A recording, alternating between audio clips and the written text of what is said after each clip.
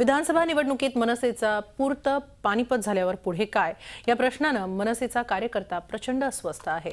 तरीही पुन्हा जिद्दीने उभं राहण्यासाठी कार्यकर्त्यांनीच पुढाकार घेत 1 नोव्हेंबरला चला कृष्णकुंज हे कॅम्पेन सुरू केलं होतं। त्याची मोठ्या प्रमाणावर तयारी सुरू असताना राज ठाकरेंनी अचानक एक निर्णय घेतला आणि कार्यकर्ते आणखी अस्वस्थ झाले।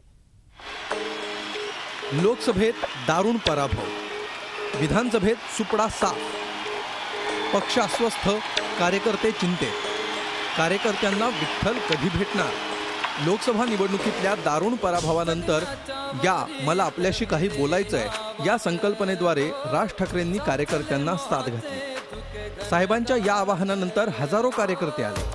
त्यांच्या देखत साहेबांनी एक खणखणीत घोषणा केली। मी एकूण नीट विचार करता मी अशा निर्णयावरती आलेलो आहे, जी गोष्ट ज्याच्यासाठी म्हणून मी आज आपल्याला इथे बोलवलं, खास करून बोलवलं, की येणाऱ्या विधानसभेला राज ठाकरे स्वतः निवडणुकीला उभा राहणार आहे। या घोषणेचं काय झालं ते विधानसभेत सगळ्यांनी पाहिलं। मनसेच्या विद्यमान आमदारांची संख्या पाहता राज साहेबांनी निवडणूक लढवली नाही ते बरंच झालं म्हणायची वेळ कार्यकर्त्यांवर आली। विधानसभेचे निकाल लागून आज अनेक दिवस उलटले, पण मनसे, विशेषतः मनसे अध्यक्षांना अजूनही या निकालांचा अर्थच उमगत नाहीये। मनसेचं इतकं अधपतन कसं झालं याचा हिशोबच लागत नाहीये। कार्यकर्ते प्रचंड अस्वस्थ, नेत्यांमध्ये नाराजी आणि ज्याच्याकडे डोळे लावून बसायचं ते मौन धारण करून बसले। पक्ष ज्याच्या बळावर उभा राहतो तो कार्यकर्ता प्रचंड अस्वस्थ आहे। मनसेच्या निकालानंतर सोशल मीडियावर मनसेची खिल्ली उडवणाऱ्या मेसेजेसनी धुमाकूळ घातला। त्या मेसेजेसना डिफेंड करणारा हा कार्यकर्ता होता। मनसेच्या प्रचाराला उन्हातान्हात भटकणारा आणि राज साहेबांच्या सभांना गर्दी करणाराही हाच कार्यकर्ता होता। विधानसभा निवडणुकीनंतर खचलेल्या या कार्यकर्त्याला राज ठाकरेंना भेटायचं होतं। पराभवातून बाहेर पडूया आणि नव्या जिद्दीनं उभारी घेऊया, कार्यकर्ते तुमच्या पाठीशी आहेत असा मेसेज राज साहेबांना द्यायचा होता। त्यातूनच एक उत्स्फूर्त संकल्पना पुढे आली, ती म्हणजे 1 नोव्हेंबरला चलो कृष्णकुंज या संकल्पनेनं कॅम्पेनचं रूप घेतलं आणि सोशल मीडियावर हे मेसेज फिरू लागले। मनसेचा कार्यकर्ता मरगळ झटकून उठला आणि 1 नोव्हेंबरला कृष्णकुंज गाठण्याची तयारी करू लागला। राजसाहेबांनी महाराष्ट्राला स्वप्न दाखवलंय, तेच स्वप्न त्यांनी पूर्ण करावं ही सर्वांचीच अपेक्षा आहे। आणि पराभवानंतर तुम्ही जे म्हणालात, पराभवानंतर निराशा येणं स्वाभाविक आहे, पण ती म्हण आहे, टाकीचे घाव सोसल्याशिवाय देवाला देव पण येत नाही। तसंच पराभवाची चव चाखल्याशिवाय राजसाहेबांसारख्या नेत्यालाही महाराष्ट्राचं नेतृत्व करायची संधी मिळाली नसती।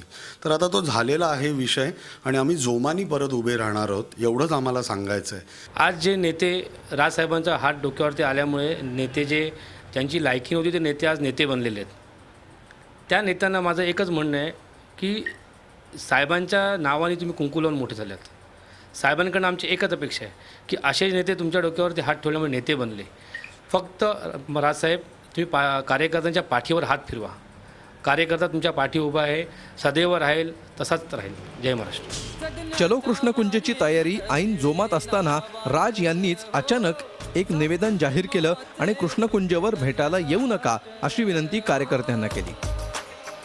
1 नोव्हेंबरला तुमच्यापैकी काही जण मला भेटणार होते आणि आपण कामाला लागलो आहोत असं सांगणार होते हे मला समजलं। तुम्ही याल आणि मी नसेन असं व्हायला नको म्हणून मुद्दाम कळवतो आहे। त्या दिवशी मी मुंबईत नाही, मी अहमदनगर जिल्ह्यातील पाथर्डी जवळ असणार आहे। माझं काम सुरू आहेच, तुम्हीही जिथं आहात तिथंच पक्षाचं काम वाढवावं। मी आपल्याला भेटणार आहेच, फक्त त्या दिवशी कामानिमित्त बाहेर आहे आणि तुम्ही आलात आणि मी नाही असं व्हायला नको म्हणून कळवलं। जय महाराष्ट्र। आपला राज ठाकरे। जवखेड्याच्या दुर्घटनेला तसे बरेच दिवस उलटले। राज यांनी तिथं जाणं चांगलं आहेच, पण ज्या दिवशी कार्यकर्त्यांनी तुम्हाला भेटायचं ठरवलं होतं तोच मुहूर्त राज यांनी का निवडला? त्यामुळे पक्षातल्या अस्वस्थतेत आणखी भर पडली आहे। मुळातच पक्ष फुटीच्या उंबरठ्यावर आहे। पक्षाची निवडणुकीतली रणनीती चुकली असं मनसेचे नेते छातीठोकपणे आणि जाहीरपणे सांगतायत। मनसेचे बरेचसे नेते भाजप शिवसेनेच्या संपर्कात असल्याचं समजतंय। एकमेव गड नाशिकमध्येही मनसेत थोड्याच दिवसात धमाके होण्याची चिन्ह आहेत। परिस्थिती इतकी आवाकाबाहेर गेली असताना राज साहेबांनी भेट टाळणं हे कार्यकर्त्याला मुळीच पटलेलं नाहीये। यामुळेच कार्यकर्ता आणि मनसे अध्यक्ष यांच्यातला दुरावा दिवसागणिक वाढत चाललाय. खरं तर राज यांनी कार्यकर्त्यांना सावरणं आणि धीर देणं अपेक्षित आहे, पण इथं उलटं घडतंय. कार्यकर्ता समंजसपणा दाखवत साहेबांच्या पाठी उभं राहण्याची तयारी करतोय. माझा विठ्ठल कृष्णकुंजवर राहतो आणि अवघ्या महाराष्ट्राचा भार वाहतो असं म्हणत कार्यकर्ता दर्शनासाठी आतुर आहे. पण हा विठ्ठल कार्यकर्त्याला साधं लढ म्हणायलाही तयार नाही. दिनेश दुखंडे, झी मीडिया, मुंबई. झी 24 तास रहा एक पाऊल पुढे.